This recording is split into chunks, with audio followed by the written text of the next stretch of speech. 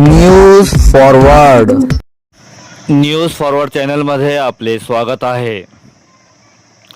मित्रांनो, हे दिवस आंब्याचे आणि आंबा व कैरीचा मोह लहान मोठे सर्वांनाच असतो.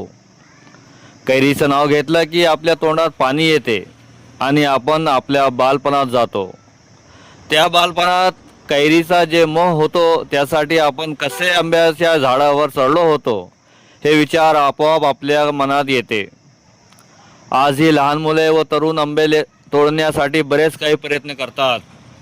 कधी कैरीवर नेम धरतात तर कधी झाडावर चढतात.